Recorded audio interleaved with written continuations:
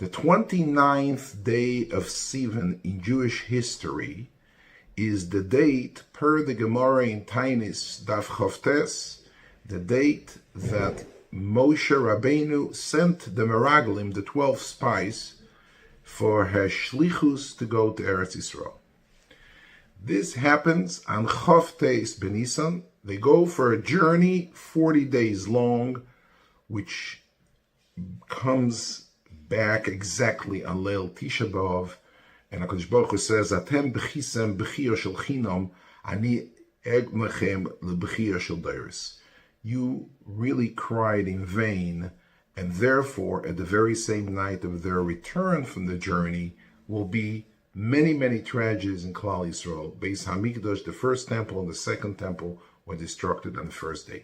But the origination of this journey commenced today, right now. Right now, Chavtes B'Sivan is when they go out for their journey. Anybody who read the Parsha this past week knows that amongst the 12 Meraglim, the 12 spies, there were 10 bad ones and only 2 good ones. The 2 good ones were Yehoshua ben Nun, who was elected thereafter after Moshe Rabbeinu. By the way, this all happens in the second years of Klal Yisrael exiting from Egypt. They go out of Egypt at 48 year of Brias Ha'olam. That's how we count from the time that the world was created. And this happens on the second year after they build the Mishkan in Echod Ben Nisan of the second year. And thereafter, the whole story of Miriam, Chatzeros, happens in Chav Beis even a week ago. And today, exactly today, the Meraglim go out for the journey. So we all know the story of the Meraglim. We're not going to get, I'd like to focus on a few points which maybe we should all have some kind of a learning curve for what happened here, and how does that have an implication on the partition of the land of Israel as the topic and the subject of today's shiur. You know, when the Meraglim come back and they come and say Dibas Ha'oretz, they say Lashon Hara, very evil about what's happening in Eretz Yisroel, and they're really trying to scare Yotzei Mitzrayim a year after their journey into their troubles. They're trying to scare them and to basically tell them, do not go there, it's not a place for you. And we find a very, very interesting observation. When I look at Kalev ben Yefuneh, who was a representative of the tribe of Yehuda, and Yehoshua ben Nun, who is an Enokel and a representative of the tribe of Ephraim, who is a son of Yosef, they both have different approaches as to how to respond to the Meraglim's Lashon Hara. And let me read from the pasuk. Vayahas Kolev esa'om. Kolev, the word Yahas means he quieted him down. Shh. Vayomer Eloi na'aleh v'yarashnu oiso ki yochol nuchalo. We will be able to conquer Eretz Yisroel. Okay. Thereafter, I look at a few psukim later. It says V'Yeshua ben Nun v'Kolev ben Yefuneh min haTorah misa'oretz koru bigdeim. They both sit on the floor and they tear their clothes as sign of Avelis for this terrible, terrible Chet of the Meraglim. What did Kolev do? Kolev vayas, Kolev says Rashi, hishtik etz kulom. You know, today in the internet generation, all you have to do is press a button, mute all.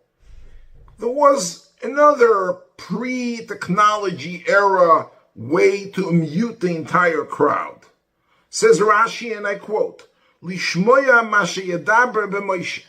He said, shh, I got news for you. Be quiet. And everybody's quiet. Tzavach ve'omar, he screamed. And he said, V'chizu bilvad osalon ben Amram. Is this the only thing Ben Amram, Moshe is called here as the son of Amram? Hashoimei hoyasavur shebal lesaper bignusoi mitoich shehoyo belibam al Moshe b'shvil divra meraglim.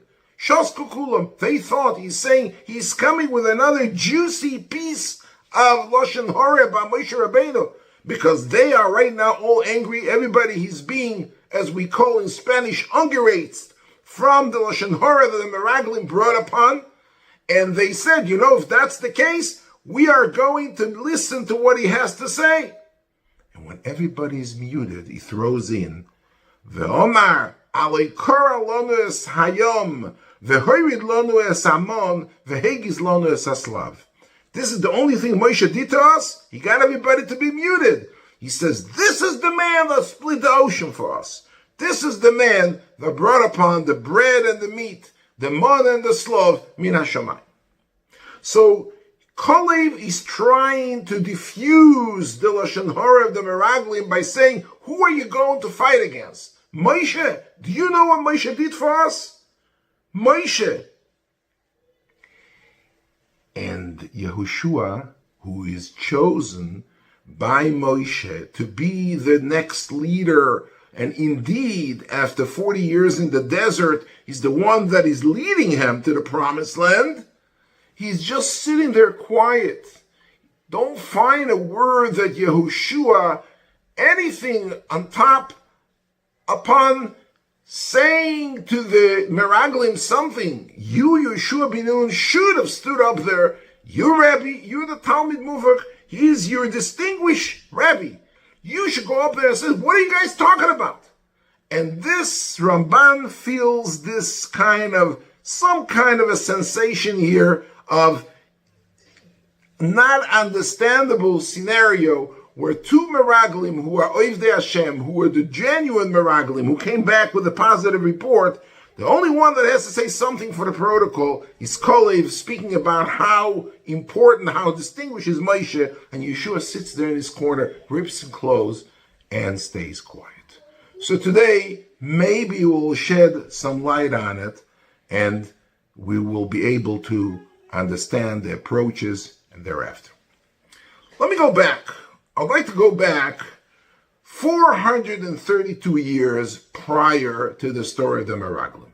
Avraham Avinu was born 1948 for Brias Olam when he was 70 years of age. We have the Bris Bein HaBesorim, the famous covenant, the same famous pact that Avraham Avinu has with the Kodesh Baruch Hu. And in that pact, Avraham Avinu is being promised and guaranteed the promised land. And let me read the psukim in Parshas Lech Lecha, the three psukim which describes the fate of the future of Bnei Yisrael in the coming days once they enter upon the land of Israel. Kadosh Baruch Hu makes a bris, a pact, a covenant with Avram.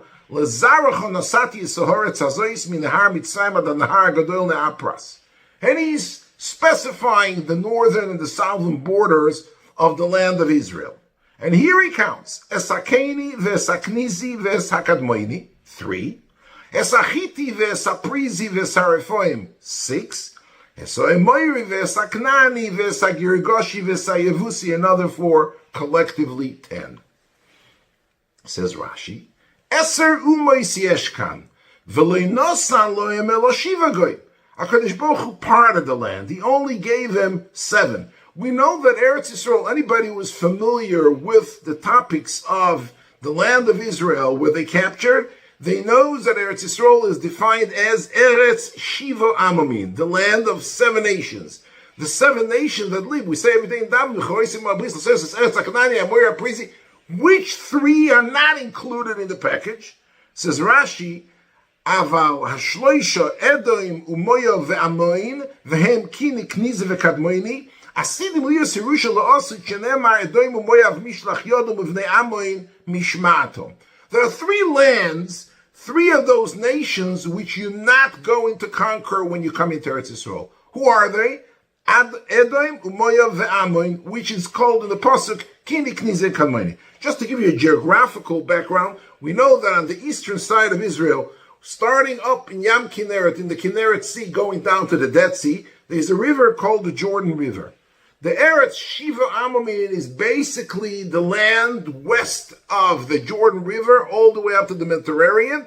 From the north, which is Nehar Pros, we have to understand, we're not going through the borders right now, till Nachal Mitzrayim, which is either the Nile or Wadi El Arish. Not getting into there, but For our practical purposes, these 7 nations, Eretz Aknani, what we call, is the 7 nations we dwell on the western side of the Jordan River. The 3 other nations, which is called Aver Hayarden, which means the eastern part of the Jordan River, which is Ammon in the north, Moav in the middle, and Edom in the south, which were dwelled by Kini, Knizi, and Kadmoini, those lands were not given to Klal Yisrael at the time. That's what Rashi says.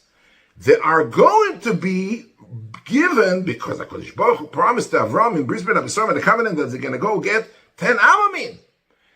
They're going to be given in the future, but only in the future. For the time being, right now, they're not going to be given. They're going to be given to Ammon and Moav and Edom.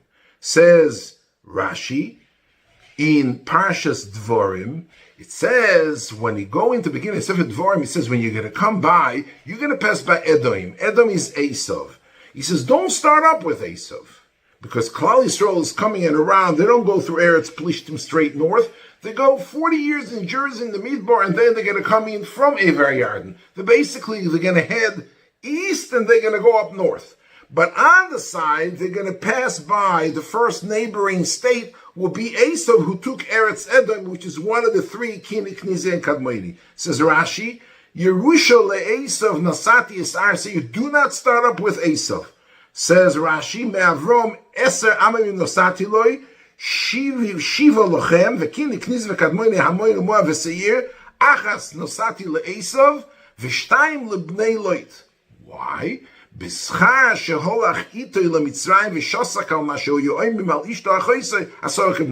comes into Eretz Yisroel. By the way, it's 5 years after Bris Ben Abisorim, when Avram is 75 years of age. And let's not now discuss how the journeys went. He came in, he went back to Chutz La'aretz to Koran, and he came back again. But when Avram comes, he takes with him his nephew Lot, and they come to passport control. And he decided, when they come in to Mitzrayim afterwards, they go down to Mitzrayim because he's hungry in Eretz Yisroel.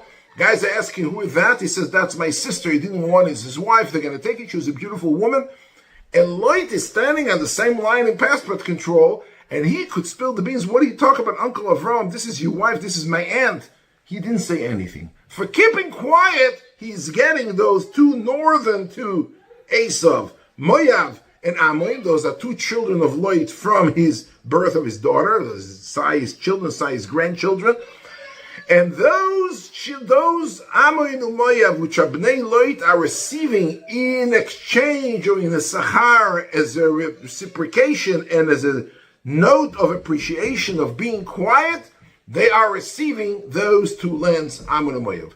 So the same story goes by. You go by Esav, don't start up with him. It's not for you, it's for Esav. You come into Ammon, don't start up. You come into Moav, don't start up. It's all pre-designated, given to those 3 nations, and therefore, don't start up with them. That's what it says in Sefer Dvorim. So Parshas, superficially as we look, and that's how Rashi, the basic fundamental people who are commentators are Rashi understand, that right up front, as we call in Latin, ab initio, when HaKadosh Baruch Hu promises the 10 lands, he says, from the start, 7 to you Jews on the western side of the Jordan River, and 3 I'm giving to my other. Don't forget, Esav is a brother to Yaakov, Lot is the nephew of Avram Avinu. Those lands are designated as of the start to be given to those 3 nations. So we have, Kadosh Baruch Hu says, you know what, I'm giving you right now 3, and a post-dated check, be'acharis hayomim, in the future to come, then you're going to be noichel those 3, but for the time being, in this world, until acharis hayomim, I'm giving it over to Ammon and Moav and Edom. If I look at the Medrash, it's not so simple. If I look at the Medrash Rabbah, the Medrash says, Rab Chelboi b'shem Rabbi Yochanan Omar, Kach ola b'daita shel mokim lahamchi lohem eretz asara amim, ve'esakini, ve'esaknizi, ve'esakadmoini. The truth of the matter, in the beginning, HaKadosh Baruch Hu wanted to gift Bnei Yisrael also the eastern Ever Yarden, Kini, Knizi, Kamon. It was supposed to be there. It doesn't say why, but they didn't have the merit. Something must have happened in between that they lost it.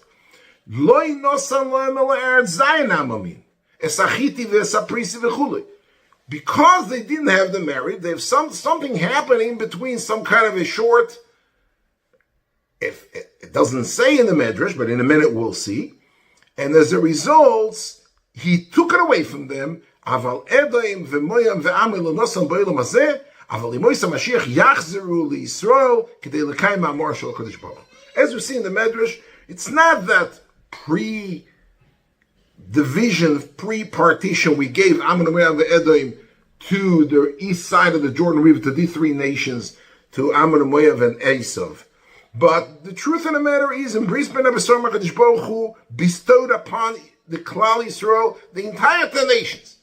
V'lo, something must have happened in the middle, and therefore took it away from them, gave it as a pikodin, as the Medrash says later, two, as a deposit for this world, and B'mois HaMashiach will be returned back to Klal Yisrael.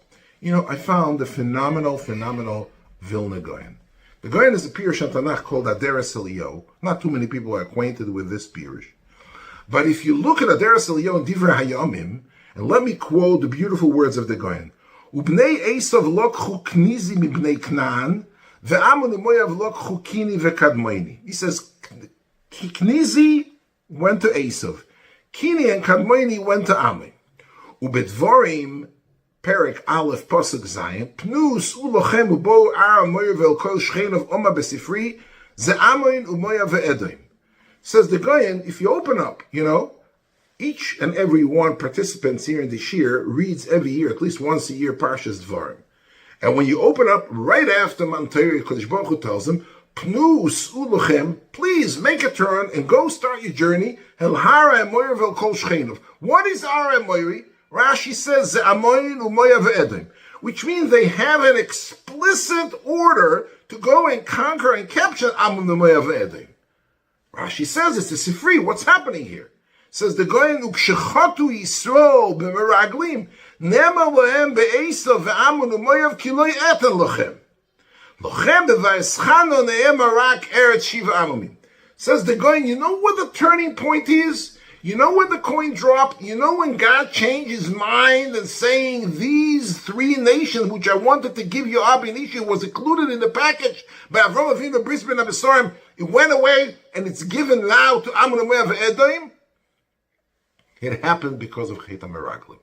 So on Chet Meraglim today, Chavta Sivan, or the commencement of their journey, and they came to such an evil of Chet HaMeraglim, they lost those three nations. They lost the eastern side of the eastern border of the Jordan River. They lost the entire Ammon Moab Edom, and it was given then, only then, to this. Says the Goyen, that's why in the beginning, when they first came after Matan Torah, which happened in the first year, as soon as they came out of Mitzrayim, Kodesh Baruch Hu says, you know what? You got to go conquer Ammon Moab Edom.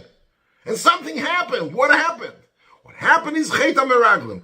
And Chet HaMeraglim is the reason for them to lose it and to go ahead and give it to Ammon and Moab and Edom. What's the connection? Okay, they sinned. If I look at the history of Klal Yisrael, there are many sins Klal Yisrael did. Chet HaEgel, if I were to choose a Chet, which happened prior to Chet HaMeraglim, Chet HaEgel happened on Shivas HaBatam on the first year, basically 11 months prior to the story of the Chet HaMeraglim. The biggest Chet, I would say, is Chet HaMeraglim. The biggest Chet of Klal Yisrael going to be Ovid the Zorah after they see Matan Torah and they go ahead and being working, worshipping Elohim Acherim, Avodah Zorah. No, they still didn't lose that part. You know when they lose it? A year later, 11 months later. When they go into Chet HaMeraglim, that causes them to lose this portion of Ammon, Umoya, Ve'edom, which is be given to them then until future revenue. What's happening here? Why is Lot receiving Ammon and Moav? Why are they giving him the gift? Okay, Klal Yisrael lost Chet HaMeraglim. Let's put it a second on the back burner. Why is Lot getting it? So Rashi says, because he was quiet. They said about Ishtay Achaisai, he has his uncle and auntie, as you people say in England. His auntie, which was described as the sister of Avram, was in ipso facto was his wife. And he was quiet. He could have opened his mouth and said, what are you talking about? Says Rashi, Bischar sheholach lamitzrayim v'shosak al mashorim ha'ishto achoisa asoi kebnoi. Now you're becoming a son of Avram Avinu, and you're going to get those two lands, Amoin and Moav. Why is Esav receiving the Eretz Edom? What is so special, so unique about Esav Harasha that he receives Eretz Edom? So let me quote to you the Targum Yonasan. It says, Ki le'esav nosati nachalo es arseir, says Targum Yonasan, Arum Yerusha le'esav yagivo, the Torah de Gav, mitul ikro de ovad lehavui. It's not only a Targum Yonasan, it's a Balaturim, it's a Chizkuni, it's mentioned there Ramban. Esav was very unique and special in the mitzvah of Kibud Av, of honoring his father. Actually, in essence, Chazal say that the Kibud Av of Esav to his father was greater than the Kibud Av, the respect and the honor he paid to his father, than Yaakov Diti Yitzchak. Esav's Kibud Av is greater. And because his Kibud Av is so great, therefore, he is standing under the basket to take the southern state of Edom, of Knizi, as the Goyen says, to capture it for Klal Yisrael, to hold on the deposit to loss and love it. Why is that? So let me tell you something. What was Chet HaEgel? What was Chet Meraglim? If I'm looking at the Ramban in the beginning of Parshas Shlach, what we just read this past week, the Ramban says the Meraglim botched it up twice. They made two separate scenes. In their Dibas Ha'oretz, they do separate things. Number one, they say Dibas Ha'oretz, they say Lashon Hara. It's very evil. You can't say Lashon Hara. And they speak Lashon Hara about Eretz Yisroel. So this is Chet number one, everybody knows. Says the Ramban, Ve'oid, quote unquote, Shekofru betoivosoi shel mokoim, la'achar she'isziru mimitzrayim ve'osa lehem anisim. You know what? You have tightness against Eretz Yisroel. You have very evil Lashon Hara, as we call in Yiddish, Zaftik Lashon Hara, against Eretz Yisroel. Olam Betzuis, Bnei Anok, we saw giants. All the cities are gated, and you're never going to be able to conquer. Be quiet. You know what? You owe him one. He took you out of slavery, HaKadosh Baruch Hu. He gave you all the nisim. You have to have some token of appreciation. You need to have what we call hakarat tov. You need to have a sort of reciprocation of paying back and saying thank you. So by saying the Dibas Ha'oretz, there is a double header here. A, you speak in Lashon Hara. B, you're showing the lack of Hakoras HaTov in the fact that you are able to go ahead and tell Moshe Rabbeinu, what God told you to bring the Jews to Israel, forget about it, it's not happening. Where is your Hakarat Tov? According to the Goyen and according to the Medrash, these three nations were really given, Amoinu, Moav, Edom, Kini, Kniz, and Kanmoini, were given from the first promise, from the covenant of Bris Ben Abisarim, was given to Avram Avinu. Only Chet Meraglim is taken away from him and given. Who is it given to? It's given to Amoinu Moav. What is Amoinu Moav? Amoinu Moav is the sons of Lot. Why is Lot getting it? Because he was quiet. He did not open up his mouth. Why is Edom, why is Esav getting the Knizi, the Edom? Because of Kibud Av. You know what Kibud Av is all about? If you look in Sefer HaChinuch, in Mitzvah Lamed Gimel, it says, why is a person obligated to honor and respect his parents to an extent that it's one of the greatest mitzvahs that the Torah says, Leman Yarichun Yamecha, a promise for extended life is go ahead, one of the mitzvahs, go ahead and respect your parents. Says the Sefer HaChinuch, beautiful word, Sheroyu le'odom sheyakir v'yigmol chesed lemisha osa imo toivo, v'loyeh novel u'misnaker v'kofu toivo, shezu mida ro meusa betachlis v'fnei elokim v'anoshim. Do you know why you have to respect your father? You were a little baby. Somebody had to change your diaper. Somebody had to get up 3 o'clock a.m. to feed you. Somebody had to go through the entire growth, pains of growth, throughout your childhood, until you became old. So right now, when your father is old, it's time for you to pay back, to reciprocate, and to have some kind of token appreciation. That is the essence of Hakoras HaTov. Esav had that essence. So we have the Chet Meraglim, which encompasses two major averos. Number one, opening up your mouth, divas ha'aretz, lashon hara, instead of being quiet. Who is getting that? Light. Why is Light getting that? For keeping quiet on the passport control, not opening his mouth.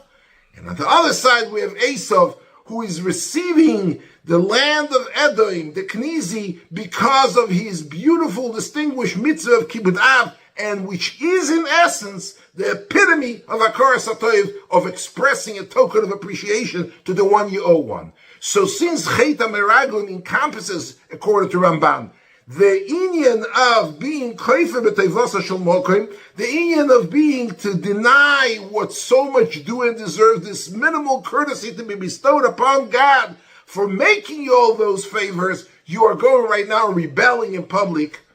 The one who is under the basket to recapture it is Esav. You know, those three nations are going to be given back to Klal Yisrael.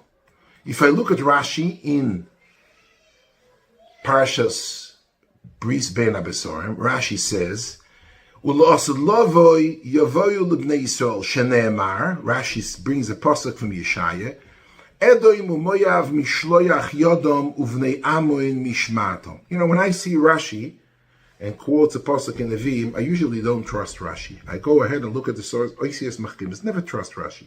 Go ahead and look inside. And when I look inside, I look a few psukim before to get acquainted with the neighborhood. And this is what the neighborhood is saying. V'soro kinas Ephraim v'tzoyere Yehudo ikaresu. Ephraim lo yekanes Yehudo, v'Yehudo lo yotzer es Ephraim. Ve'ofu bekosef plishtis yomo yachdom yavozu b'nei kedem, Edom u'moyad mishlach yodum u'vnei amo mishmatom. The Navi so eloquently describes how we're going to get back those three lands in the future to come. So there are two Shvatim, even though it's going to go back to Klal Yisrael and to be dispersed equally amongst the 12 tribes, yet there are two of the Shvatim who are going to bring back those three Ammonim, Moav, Edom back to Klal Yisrael. Who are they? Yehuda on one side and Ephraim on the other side. Why is Yehuda and Ephraim, why are these two tribes chosen to rejuvenate, to reconstitute this lost part of Eretz Yisrael, which was given as a short-term, not so short, a deposit to Ammon and Moav Edom? So let me tell you the secret. I'm telling you right now a secret.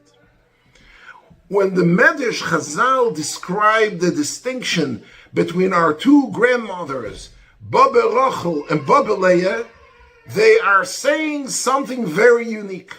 And they say, what is the main fundamental basic difference between Rachel and Leah? It says as follows: Leah tofso pelech hoido ve'omdu mimeno ba'ale hoido.